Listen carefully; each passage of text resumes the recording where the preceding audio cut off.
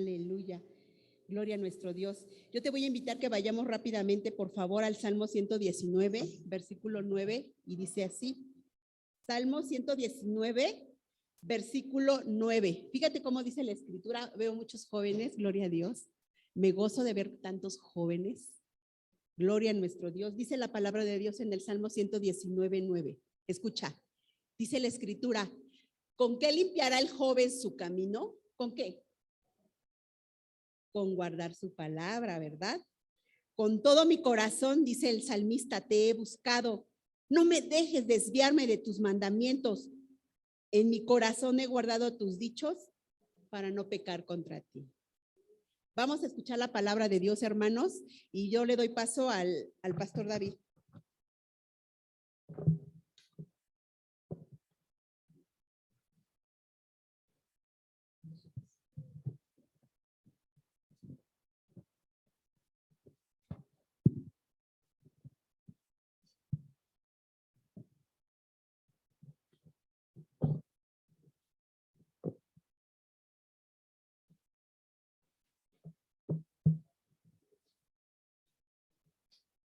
Sí, 1, 2, 3.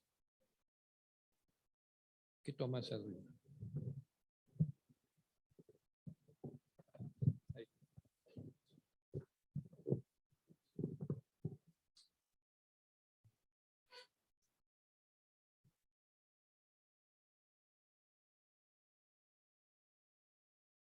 Muy buenas tardes a todos y alabamos a nuestro Dios. Él es bueno, su misericordia es para siempre.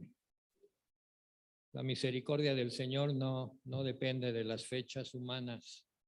Dice la palabra, grande es tu misericordia cada día, cada mañana de los días de la vida que el Señor nos dé. Grande es su misericordia y su fidelidad. Oremos. Gracias, Señor, porque hemos alabado, hemos llegado a tu presencia, Señor, con alabanza a tus atrios. Glorificamos tu nombre y estamos verdaderamente agradecidos porque tú nos has considerado, Señor, y has tenido misericordia de nosotros y nos has guiado camino eterno.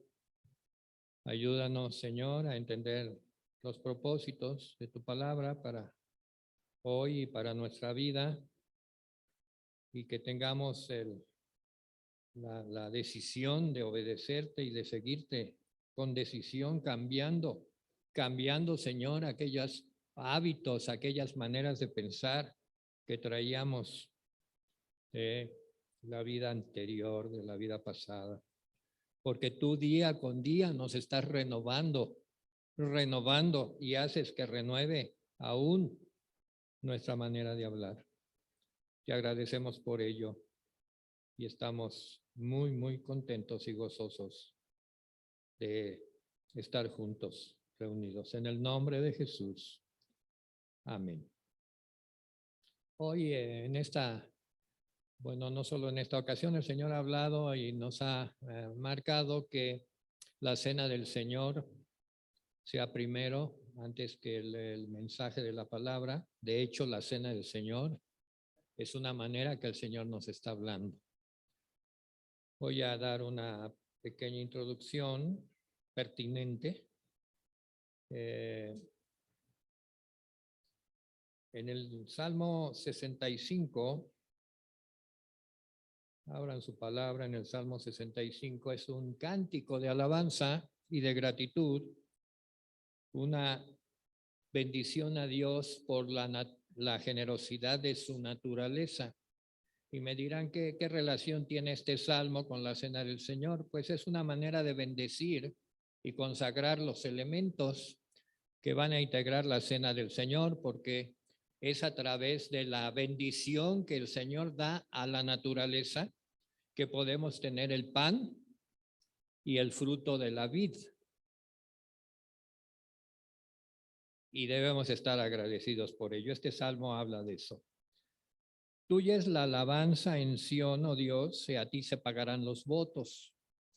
Tú oyes la oración, a ti vendrá toda carne. Las iniquidades prevalecen contra mí, mas nuestras rebeliones tú las perdonarás. Bienaventurado el que tú escogieres y atrajeres a ti para que habite en tus atrios. Seremos saciados del bien de tu casa, de tu santo templo. Con tremendas cosas nos responderás tú en justicia, oh Dios de nuestra salvación, esperanza de todos los términos de la tierra y de los más remotos confines del mar. Tú, el que afirma los montes con su poder, ceñido de valentía, el que sosiega el estruendo de los mares, el estruendo de sus ondas y el alboroto de las naciones. Por tanto, los habitantes de los fines de la tierra temen tus maravillas. Tú haces alegrar las salidas de la mañana y de la tarde. Visitas la tierra y la riegas.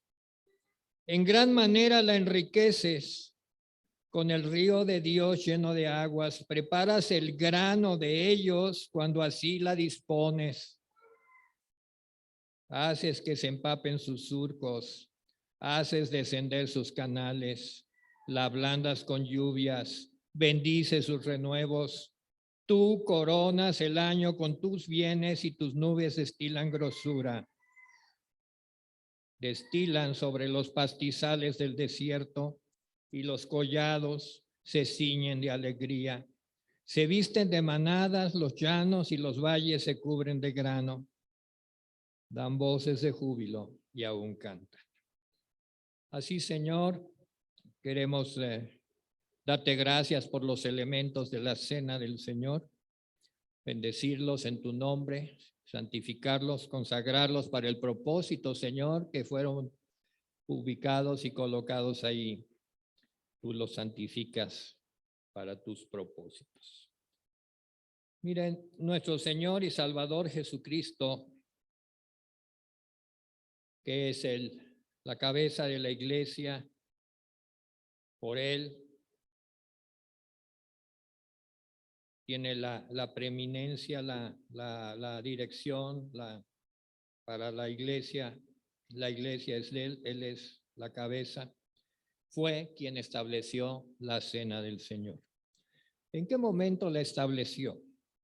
Pues en aquella misma noche en que iba a ser traicionado por Judas Iscariote, iba a ser entregado a sus enemigos. En aquella noche, en aquel momento, ordenó que la cena del Señor fuera administrada de forma permanente en su iglesia, en la iglesia que él iba a iniciar, no en ese momento, sino cuando él resucitaría como lo había prometido. Estaba reunido con sus discípulos en un aposento muy especial. Él, vamos a Lucas 22, del 7 al 20.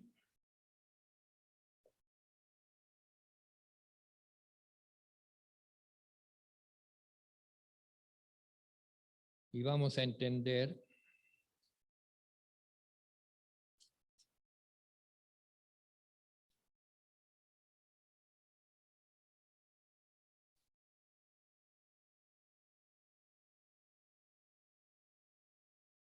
dice Lucas 22:7, llegó el día de los panes sin levadura, en el cual era necesario sacrificar el cordero de la Pascua.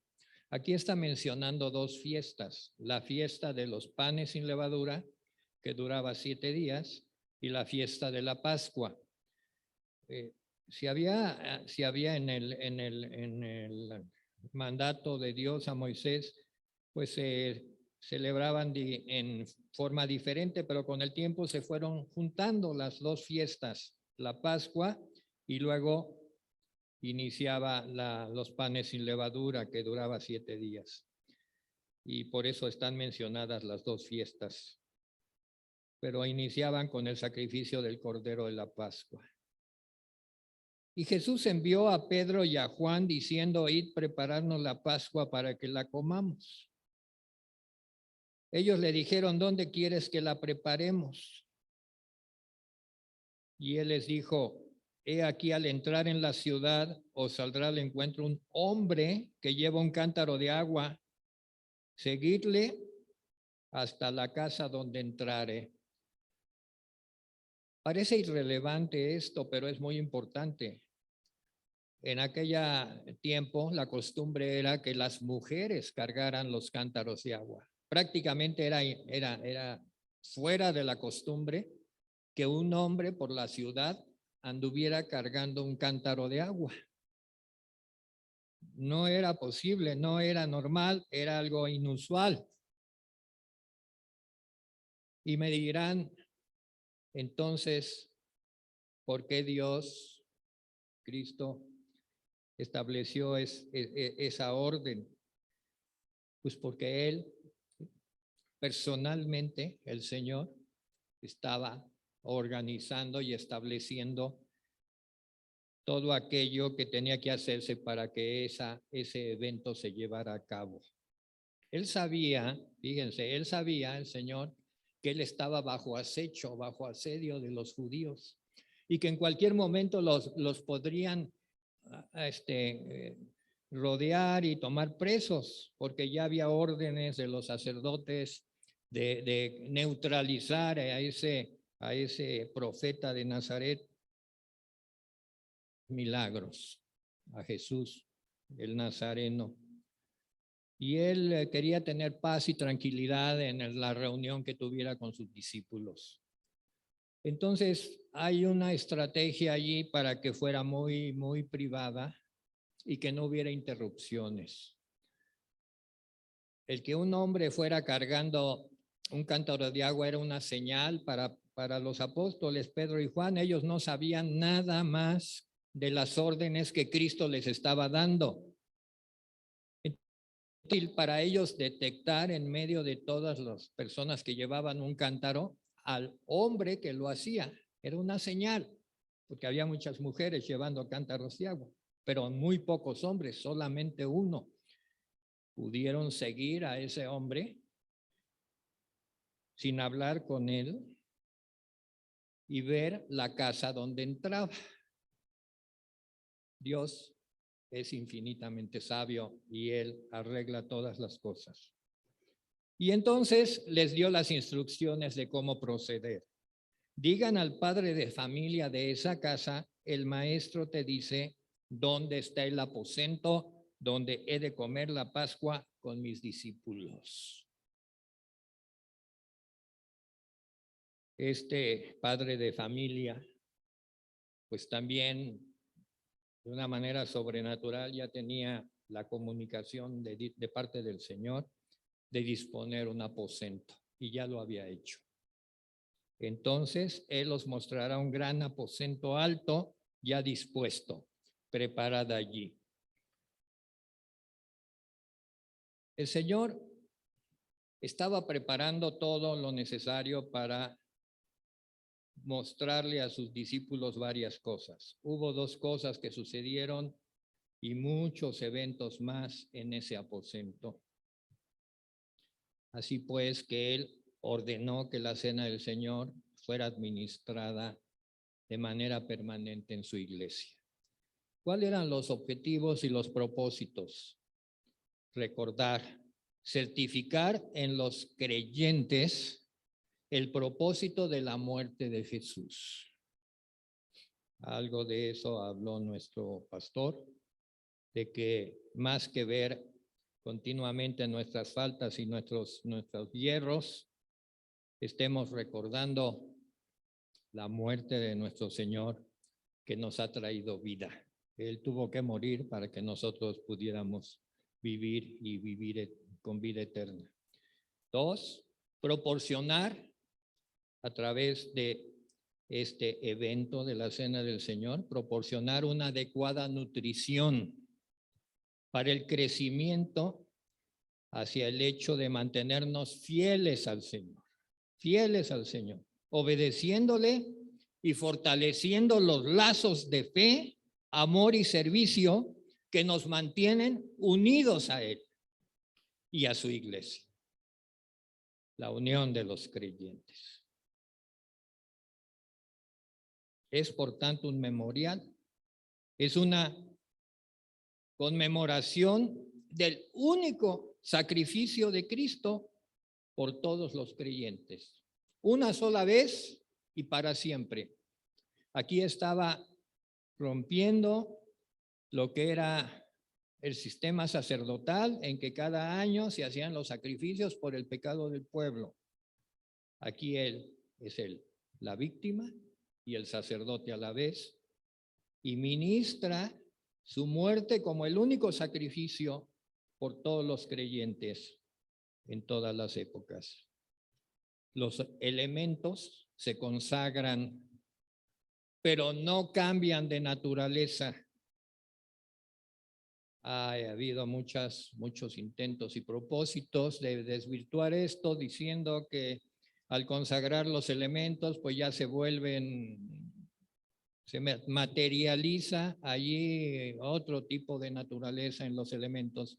Se consagran, pero no cambia su naturaleza. El pan sigue siendo pan, el fruto de la vid sigue siendo fruto de la vid, pero ya representan al cuerpo y a la sangre de nuestro Señor Jesucristo.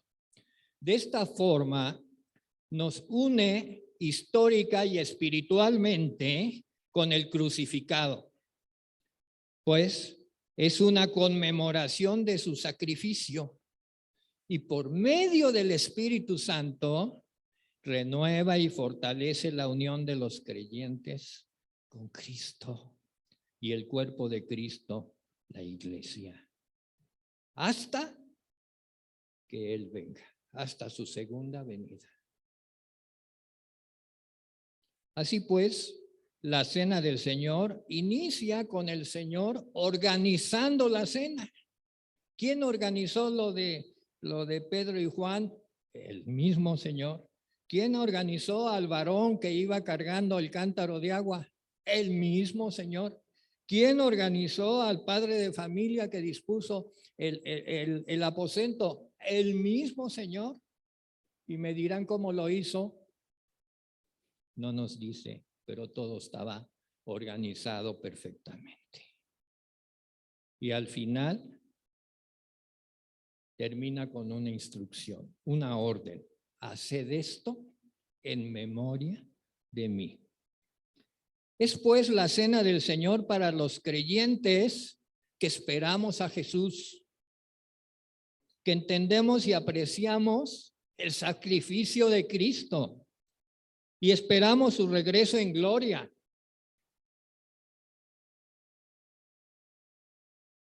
Ese tipo de creyentes, pues, participamos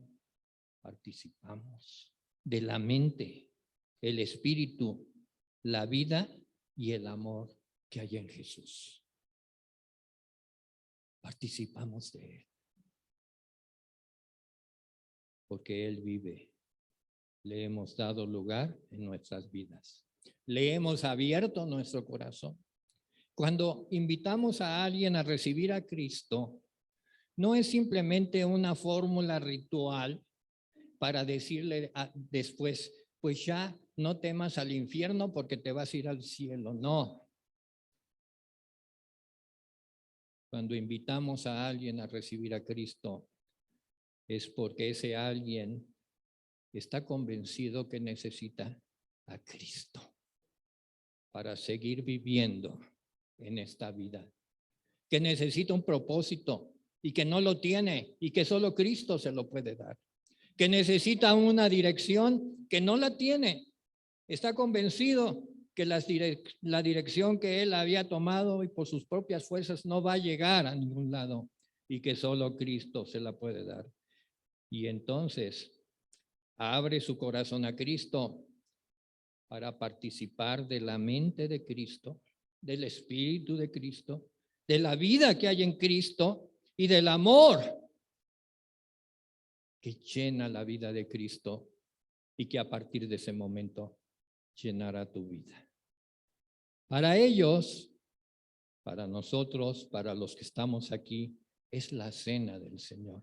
No es un concepto religioso, ni del lado de la religión popular o algunas situaciones que se presentan al limitar el acceso a la cena del Señor, solamente algunos escogidos por las autoridades de alguna iglesia para que tomen la cena. No. El Señor nos pide que todo el que sienta en su corazón la vida de Cristo y haya hecho una decisión y esté esperando su venida, venga y tome la cena.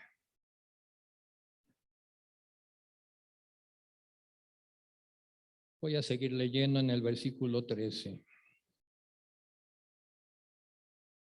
Y vamos a ir ya preparando la distribución de la cena. En el caso mío, les pediría que sea mi hermano el que suba y me entregue mis elementos, no desde abajo, sino aquí, estemos juntos él y yo.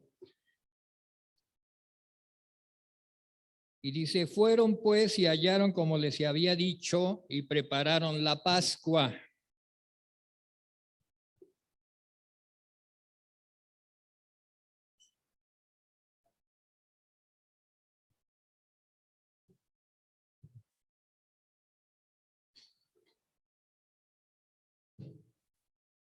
Cuando era la hora, se sentó a la mesa y con él sus discípulos y les dijo, cuánto he deseado comer con vosotros esta Pascua antes que padezca. Porque os digo que no la comeré más hasta que se cumpla en el reino de Dios. Y habiendo tomado la copa, dio gracias. Aquí vamos a ver dos copas en el relato de Lucas. Esta es la primera copa. Y esta copa la usa el Señor para dar gracias. Para dar gracias, dice, habiendo tomado la copa, dio gracias. Y siempre Jesús, ¿a quién daba las gracias? Al Padre. Le dio las gracias al Padre. Y le damos las gracias a Dios. Y dijo, tomad esto y repartidlo entre vosotros. Porque os digo que no beberé más del fruto de la vid hasta que el reino de Dios venga. Esa primera copa también fue usada por el Señor para anunciar la venida del reino de Dios. Y tomó el pan. Toma tu pan con tu mano. Y dio gracias. Se dio gracias por el vino, por el jugo de la uva y se dio gracias por el pan. Y lo partió y les dio diciendo, esto es mi cuerpo que por vosotros es dado. Haced esto en memoria de mí. En memoria de mí. Comamos el pan.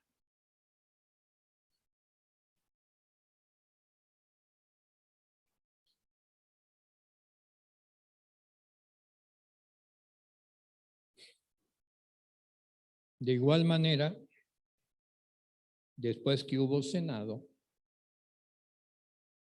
aquí viene la otra copa, tomó la copa diciendo, esta copa es el nuevo pacto en mi sangre que por vosotros se derrama. Que por vosotros se derrama. Tomémosla.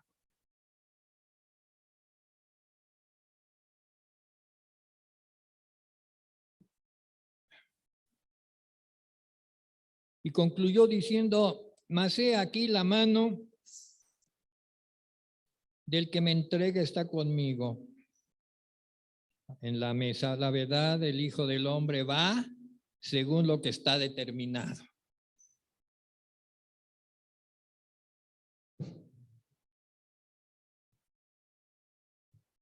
Y concluye el texto diciendo, pero hay de aquel hombre por quien es entregado.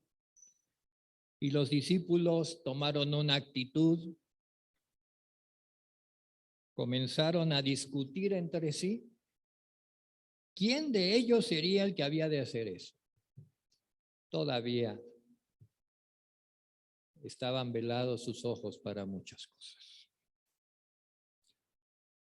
Démosle gracias a Dios. Gracias, Señor, porque hemos tomado tu cena, porque tú nos has hablado a través de ella, porque, Señor, tu vida, tu mente, tu espíritu y tu amor está en nosotros.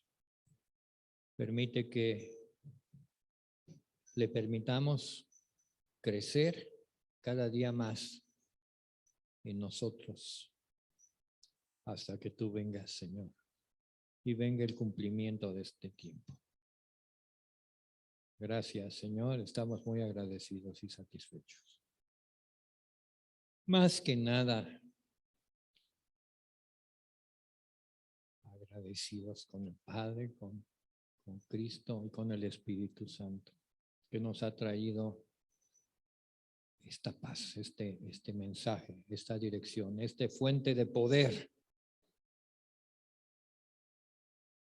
para mantener y aumentar nuestra fe y nuestra confianza, que no viene de ningún otro lado, no viene de ningún otro discurso, viene de ti, Dios mío.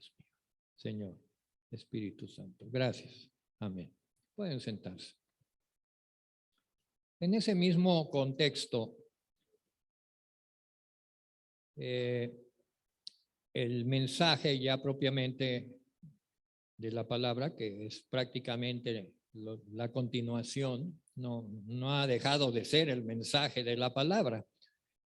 Está titulado Yo soy la vid verdadera, inspirado en el versículo 1 del capítulo 15 del Evangelio de San Juan. Pero para desarrollar este tema y continuar con la revelación que el Señor nos está dando a través de su palabra, quiero decirles que en ese mismo aposento alto, donde sucedió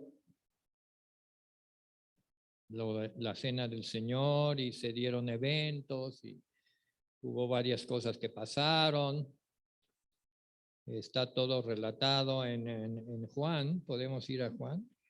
Amén. Juan 14.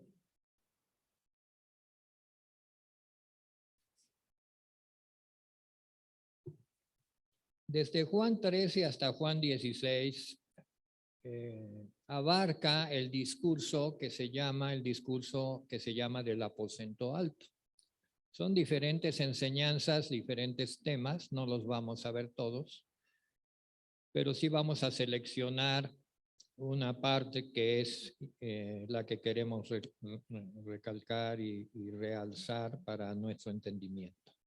Pero estemos conscientes que este discurso, el discurso del aposento alto, que tuvo básicamente 3 grandes temas. Ya dije que es de Juan 13 a Juan 16. Primero, el anuncio de su partida. Les anunció que él iba a partir. Después dio mandamientos ante la tarea que se avecinaba. Solo él sabía la trascendencia de su partida y cómo iba a afectar a sus discípulos. Los discípulos hasta ese momento pues estaban entre confiados y un poco confundidos porque al llegar a Jerusalén unos pensaban que Jesús iba a tomar una relevancia, otros no sabían. Judas, el que lo traicionó, pues se sintió tan decepcionado de la actuación de su maestro, que decidió traicionarlo al ver que pues no cumplía sus expectativas. Judas pensaba que Jesús se iba a nombrar pues rey de Israel, ¿verdad? Allí iba a echar afuera a los romanos. Pero lo vio manso y humilde como un corderito, y hizo todo para la traición. Solo Jesús sabía lo que venía, y así es que prepara a sus discípulos. Miren, hermanos, cuando nosotros recibimos palabra de liderazgo, palabra que viene de autoridad y del púlpito, Dios sabe por qué nos la está dando. Dios sabe por qué nos está dando esa palabra, porque Él sabe todas las cosas. Nosotros, como los discípulos en ese momento, ni por aquí les pasaba lo que iba a suceder unas horas más adelante.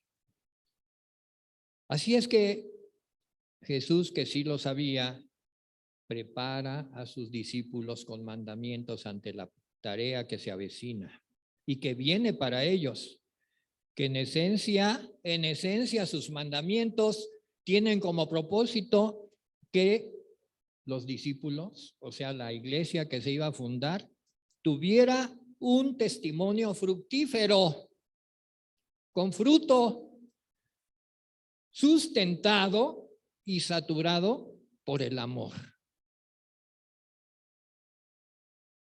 Tarea difícil porque la mayor parte de ellos venían de extracción judía, y la religión judía pues no era por el amor, era por el cumplimiento de las ordenanzas de Moisés. Pero aquí el Señor estaba hablando de otra cosa, que la nueva iglesia que iba a surgir debería de estar sustentada por el amor. Punto número 2. También les advierte que habría oposición y resistencia del mundo hacia su tarea, y también de Satanás directamente.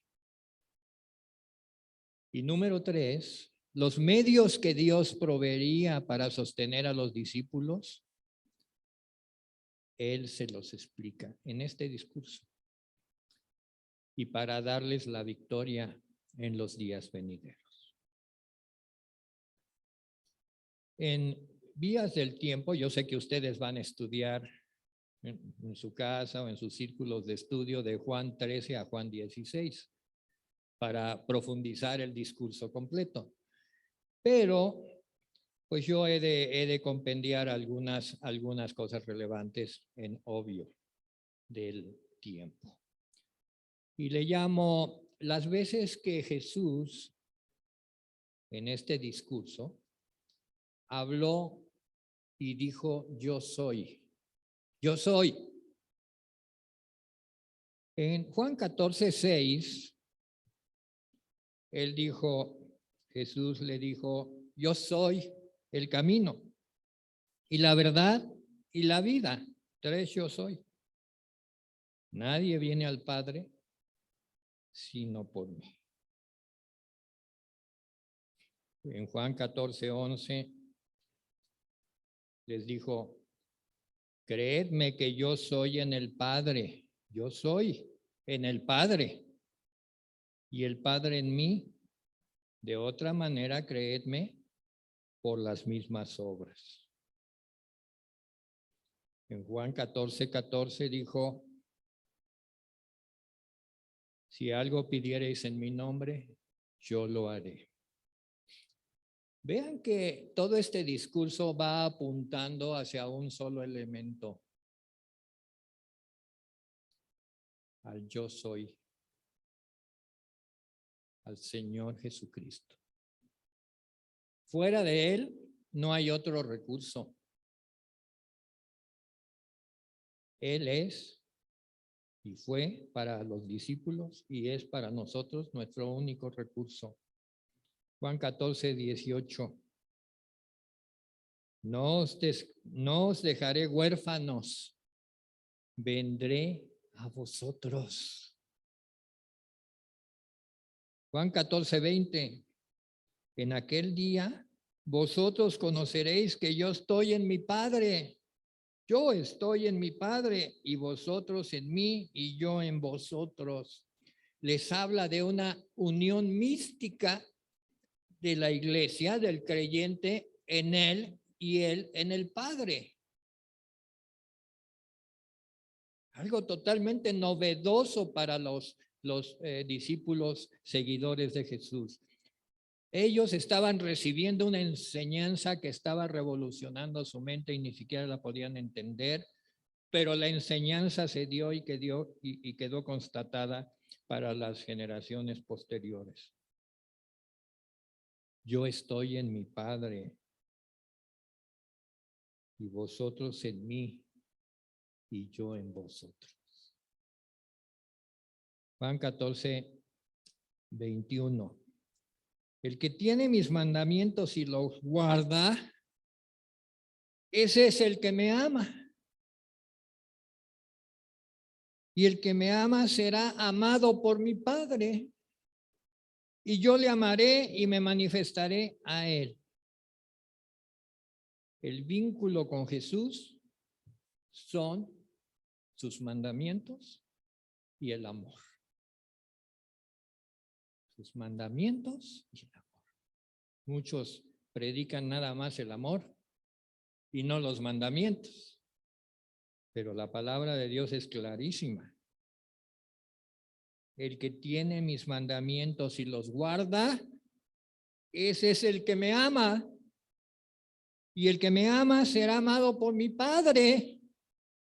Y yo le amaré y me manifestaré a él. No hay límite para aquel que está en este vínculo. No hay límite. Todo esto les abrió a ellos el entendimiento poco a poco y a nosotros. No veamos límites en el amor de Dios. No le pongamos al amor de Dios el límite de, ay Señor, si me das de comer este año, yo te bendeciré. No hay límite para el amor de Dios. Él es omnipotente. Él sabe todo lo que tú necesitas, pero adicionalmente, Él sabe cuál es el propósito que Él tuvo para ti en tu vida al llamarte a su lado. Si le ponemos límites, estamos defraudando el llamado. Porque Él nos quiere para cosas grandes. No le pongamos límites, porque Él dice que se manifestará al creyente que tenga estas condiciones. Es el versículo 21. En el 23 dice, el que me ama, mi palabra guardará, mi Padre le amará y vendremos a él y haremos morada con él. Vendremos el Padre, el Hijo y el Espíritu Santo, porque es plural. Y cuando Dios habla en plural es que está hablando de la Trinidad. Vendremos y haremos morada. Lo tomaremos como nuestra habitación. Dios nos llamó para tomarnos como habitación de Él, como su morada.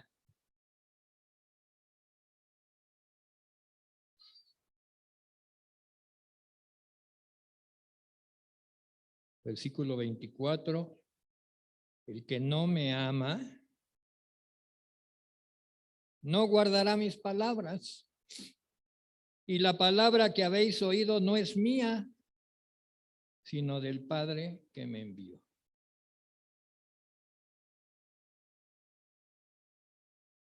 Catorce, 26. Mas el Consolador, el Espíritu Santo, a quien el Padre enviará. Todavía no lo había enviado, lo iba a enviar. Enviará en mi nombre, Él os enseñará todas las cosas y os recordará todo lo que yo os he dicho. Promesa que es tan vigente hoy como lo fue cuando se dio esta promesa. 14:27. La paz os dejo, mi paz os doy. No os la doy como el mundo la da. No se turbe vuestro corazón, ni tenga miedo. Tenemos la paz de Cristo. Mi paz os dejo. La paz os doy. No se turbe vuestro corazón. Podrá faltar en tu vida cualquier cosa, pero no faltará la paz de Cristo. Porque eres alguien especial. Y aquí están sus promesas. Ahora viene el tema del mensaje. Capítulo 15, versículo 1. Yo soy la vid verdadera y mi Padre es el labrador. Parece corto este versículo y a veces lo leemos muy rápido, pero es muy trascendente. ¿Y cuál es la trascendencia hasta donde podemos discernir? Miren, en el Antiguo Testamento, Isaías, Ezequiel, Jeremías, los profetas, la vid era un símbolo de Israel. Israel era la vid y se hablaba de la vid, se hablaba de Israel. Pero a partir de este momento en que Jesús dijo, yo soy la vid verdadera, no nada más la vid, sino la vid verdadera, dejó a un lado a Israel y dijo, ya no vean más a Israel, yo soy la vid verdadera. Y mi Padre es el labrador. La palabra labrador aquí es en el castellano, expresa poco de todo lo que quiso significar en griego. Es viñador o propietario. Propietario del campo, propietario de la vid, el Dios, mi Padre, dice, mi Padre, el propietario, Él es el Señor de todo. Pero yo soy la vid. ¿Y cuál es la virtud de la vid? Si alguno de ustedes ha visto campos de vid sembrados, la vid no es una planta muy atractiva, es así torcida y es, pero produce uvas. Y si está bien cultivada, la tierra es buena y todas las uvas son jugosas y no hay nada más delicioso que ¿verdad? Unas uvas en rama. Y si es dulce y delicioso, pues es un símbolo de fruto. Pámpano. Le llama la Biblia el pámpano. Versículo 2. Así pues, vamos a nada más a sumarizar el versículo 1. Jesús, Cristo, está anunciando que Él es la vid verdadera. Que ya no miremos hacia acá y que la vid verdadera es Él. Y que el que labra y el dueño de toda la labranza es su Padre. Versículo 2. Todo pámpano, porque la vid tiene significado si hay buenos racimos, pámpanos. Todo pámpano que en mí no lleva fruto, lo quitará. ¿Quién? ¿Jesús? No. el labrador, el viñador, el propietario, lo quitará, y todo aquel que lleva fruto lo limpiará para que lleve más fruto.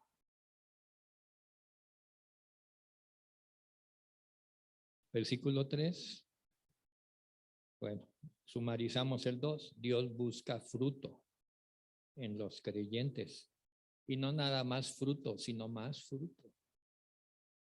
Si algo vas a distinguir de una época de tu vida a otra, no le pongas años. Ponle cuando yo llevaba, ni creía en el fruto. Luego ya creí y empecé a dar fruto. Ahora más fruto. El Señor nunca habla de llevar menos fruto. Pero pues es que ya tienes tus años y ya, ¿verdad? Alguien decía aquí en los testimonios, pues ya a nuestra edad ya no debemos. No, no te veas con años, te ve con posibilidad de dar fruto. Amén. Ahora dice, versículo 3, ya vosotros estáis limpios por la palabra que os he hablado. Ya el discurso del aposento alto iba bastante avanzado, les había enseñado muchas cosas y había estado con ellos 3 años. Dijo, ya están limpios. La palabra nos limpia. ¿De qué nos limpia la palabra? ¿De qué? No digas que del pecado, estoy de acuerdo con el pastor, no te limpia del pecado, te limpia de tus hábitos antiguos, de tu manera de pensar a la antigüita, de eso te limpia la palabra. Por gracia de Dios o por las razones que ustedes quieran, estuve compartiendo y a la hora de las 12 de la noche, los, entre comillas, brindis que oía yo es, ay Señor, y de gente que maldecía el año que terminaba, lo maldecía, como si maldecir un año implicara que el nuevo ya, no. Lo que hay que tener es una nueva visión de las cosas, una nueva visión del tiempo, no la que impone el mundo, sino la que viene de Dios. Los judíos estaban celebrando la Pascua. La Pascua era la gran festividad. Y se sentían limpios cuando ya salía el cordero, se había sido aceptado el sacrificio y ya hasta la próxima Pascua. Pero ahora dice Jesús, ya no vean a la Pascua. Yo soy el camino, la verdad y la vida. El camino, la verdad y la vida tipificaba las 3 áreas del tabernáculo de Moisés. El camino, pues era la entrada, la puerta. La verdad, pues estaba al lugar santo. Y la vida, pues el lugar santísimo. Y para el judío eso era lo más sagrado, el templo. Y Jesús les dice, yo soy. Yo soy. Y en el capítulo 15, yo soy la vid verdadera. Ustedes van a dar fruto en base a esos conocimientos. Cambien su manera de pensar. Ya no piensen a la antigüita. Pidan una renovación de acuerdo a la palabra de Dios, porque dijo, ya vosotros estáis limpios por la palabra que os he hablado. ¿Limpios de qué? De la antigua manera de pensar. Luego dice, versículo 4, permaneced en mí y yo en vosotros. Como el pámpano no puede llevar fruto por sí mismo, si no permanece en la vid, así tampoco vosotros si no permanecéis en mí. Yo he visto que los viñadores, cuando van a colectar los pámpanos, escogen una fecha precisa para que el pámpano esté perfecto, porque si lo cortan antes, está amargo, no maduró. Y si lo dejan demasiado, pues ya son pasitas, ¿verdad? Ya se hace pasas. Entonces, el pámpano tiene que dar fruto por sí mismo, según ese pámpano. Pero para eso necesita permanecer en la vid. Si se quita, se arruina el fruto. Nos ha pasado quizás, gran comunión con Cristo, estamos muy bien, no fallamos a los cultos, estamos, y de repente algo pasa en nuestra vida, nos alejamos y ya no permanecemos en la vid y dejamos de dar fruto. Porque solo el pámpano en la vid da el fruto correcto. Dice, así también vosotros, si no permanecéis en mí. Enfatiza en el versículo 5, nos da una garantía.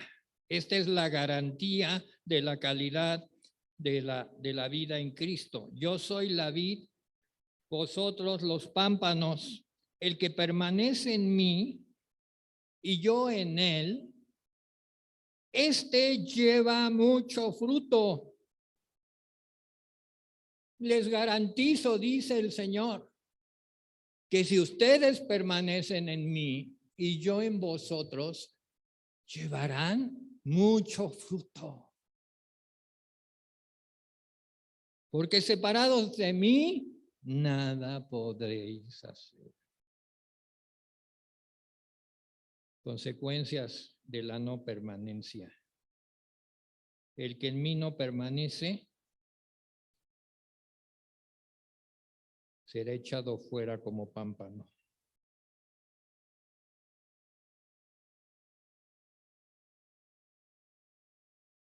Y se secará.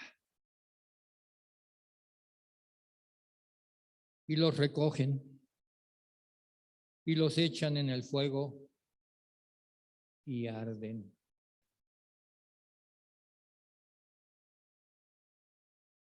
Se paran algunos y dicen, bueno, ¿qué estás diciendo, hermano? ¿Que la salvación se pierde? No, estoy leyendo la Biblia. Estoy leyendo la santa palabra, santa y ungida palabra de Dios. Versículo 7. Si permanecéis en mí y mis palabras permanecen en vosotros, pedid todo lo que queréis y os será hecho. ¿Cuál es la garantía? De que esa permanencia ha modificado tu manera de pensar y ya no vas a pedir cosas que no están en la voluntad de Dios, porque la permanencia te ayuda a conocer el corazón de Dios.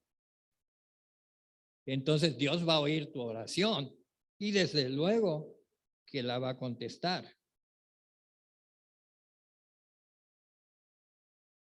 Propósito, versículo 8. Todo esto tiene un propósito, un único y sublime propósito. En esto es glorificado mi Padre, en que llevéis mucho fruto y seáis así mis discípulos. Este es el nivel de discipulado que el Señor quiere.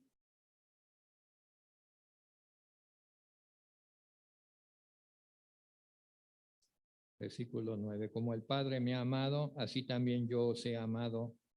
Permaneced en mi amor. Permaneced en mi amor. ¿Quién podría querer separarse del amor de Dios? El Señor les dice, ¿ya conociste mi amor? Permanece en él. Hay muchas doctrinas, ¿verdad? De que la iglesia se ha llenado de doctrinas y maneras de enseñar las verdades bíblicas y se desarrollan cosas extrañas que no voy a entrar en detalles. La verdad es muy simple. ¿Conociste el amor de Cristo? Mantente en él. Fuera de Él no hay otra cosa. Versículo 10. Pasemos al 11. Y el pastor lo dijo: estas cosas os he hablado para que mi gozo esté en vosotros y vuestro gozo sea cumplido. Gozo, gozo, amén. Mi gozo, el gozo de Cristo esté en vosotros y tu gozo sea cumplido. El mundo ofrece diferentes tipos de gozo, todos cuestan y todos tienen consecuencias y ninguno viene de Cristo. Pero Cristo te ofrece su gozo para que tú tengas un gozo auténtico que emana de Cristo. Versículo 12, y ahí terminó. Este es mi mandamiento, que os améis unos a otros como yo os he amado. Ya no, el amor a estas alturas de la enseñanza ya no es una opción, es un mandato. Y finalizo diciendo que vamos a, como él mismo lo advirtió en el discurso, vamos a encontrar enemigos, pero el primer enemigo que vamos a encontrar está dentro de nosotros. Se llama el egoísmo. Mi ego. Mi ego. Mi ego va a ser desplazado por esta enseñanza. Porque antes mi ego mandaba. Él me decía lo que yo debía de hacer y decir. Pero ahora es Cristo el que va a decirme. Por lo tanto, mi ego se va a enojar, no va a querer dejar ese lugar de preeminencia y va a luchar.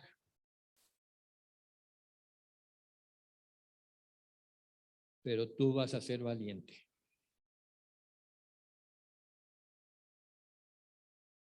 Y vas a prevalecer porque ya no eres solo, sino Cristo en ti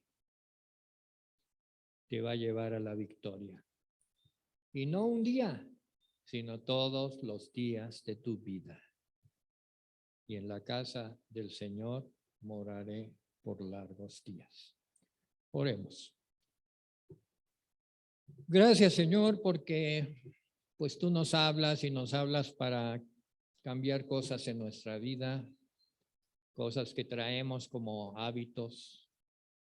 Vamos a llamarle vicios del pasado, vicios de pensar, vicios de hablar, vicios de sentir. Queremos que las cosas se den de una manera. Señor, tú eres fiel y dice que la palabra que tú has hablado nos ha limpiado.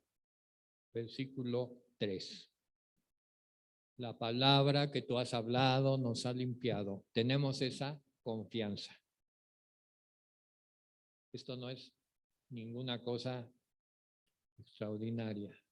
Tu palabra formó los cielos y la tierra, tu palabra creó el universo, tu palabra engendró, tu palabra ha engendrado en nosotros un nuevo ser y nos ha limpiado porque tú nos has hablado. Y tu palabra nos ha llamado a permanecer en ti y tú en nosotros. Tu palabra nos ha llamado a amar y a tener gozo, pero el gozo tuyo, no el gozo nuestro, el gozo inventado por nuestros sentidos, por nuestros sentimientos, el gozo tuyo, el verdadero gozo. Tu palabra nos ha llamado a ser tus discípulos. Te agradecemos por ello, estamos contentos y gozosos con ese gozo y en ese gozo nos despedimos. Y sabemos que todo aquel que haya escuchado este mensaje y haya tocado su corazón y oído del amor de Dios en Cristo, indudablemente que abrirá su corazón a Cristo y lo recibirá y su vida cambiará y tendrá un propósito, porque así tú lo has determinado. En el nombre de Jesús, amén.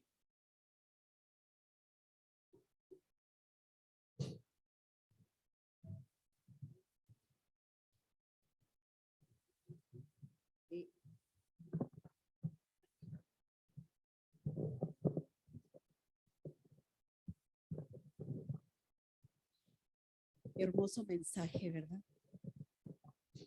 La palabra de Dios, el Dios viviente. Bendito sea nuestro Dios, ¿verdad? Yo sé que no vamos a salir igual de como llegamos. Yo sé que el Espíritu Santo de Dios, a través de la palabra hablada, va a empezar a revolucionar nuestra mente y a poder entender la importancia de Cristo en nuestras vidas. Amén. Yo te voy a invitar que vayamos rápidamente. Gracias, pastor, por la palabra. Al libro de Proverbios, capítulo 3, versículo 9, por favor. Proverbios, capítulo 3, versículo 9. Dice la palabra de Dios así, Proverbios 3, 9. Dice la escritura, así dice el Señor. Honra a Jehová con tus bienes y con las primicias de todos tus frutos, y serán llenos tus graneros con abundancia.